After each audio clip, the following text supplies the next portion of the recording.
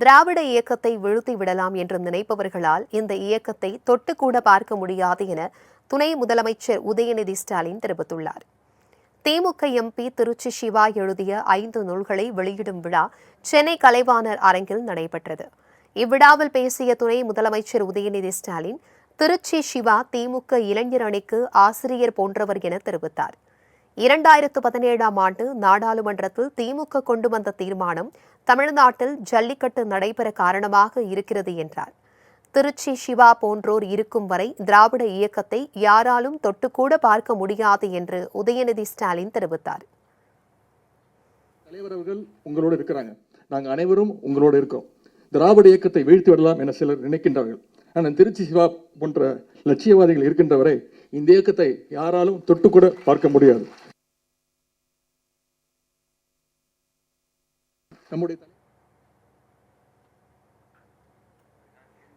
இதனையடுத்து பேசிய நடிகர் பிரகாஷ் ராஜ், தனது குரல் கலைஞனின் குரல், அரசியல் குரல் இல்லை என்றார்.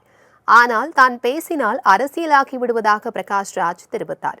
என்னுடைய மொழி, அடையாளம் மாநிலத்தை திருடாது என்று கூறினால் அந்த திருடனுக்கு வலிக்கிறது என்று பிரகாஷ் ராஜ் விமர்சித்தார். எனது அரசியல் குரல் இல்லை, கலைஞனோட குரல். ஆனா பேசின அரசியல் ஆயிடுது. நம்ம ஊர்ல ஒரு பஸ்ல ஒரு போர்டு போடுவோம், திருடங்க இருக்காங்க ஜாகிரதை என்ன, அதுதான் நம்ம எல்லாம் போடுறோம். ஆனா திருடனுக்கு வலிக்குது இல்லையா? இங்க இருக்கிற எல்லா குரல்களும் நம்ம அந்த மாதிரி போர்டு போடுறோம். என்னுடைய மொழியை திருடாத, என்னுடைய அடையாளமானா என்னுடைய தனித்துவத்தை திருடாத, என்னை காத்துட்டு இருக்கிற என் மாநிலத்தை திருடாதன்னு. ஆனா திருடனுக்கு வலிக்குது, வலிக்கட்டும்.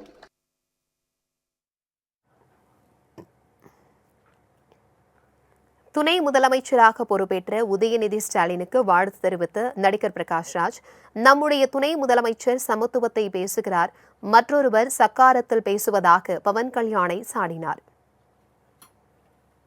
நம்ம கிட்ட ஒரு டெபியூட்டி சிஎம் இருக்காரு, சமத்துவத்தை பத்தி பேசுறாரு. இன்னொருத்தர் இருக்காரு, அவரும் சக்காரத்தில் ஒன்று பேசுறாரு. நாங்கெல்லாம் சமத்துவத்தோட இருக்கோம். Okay, thank you thank you.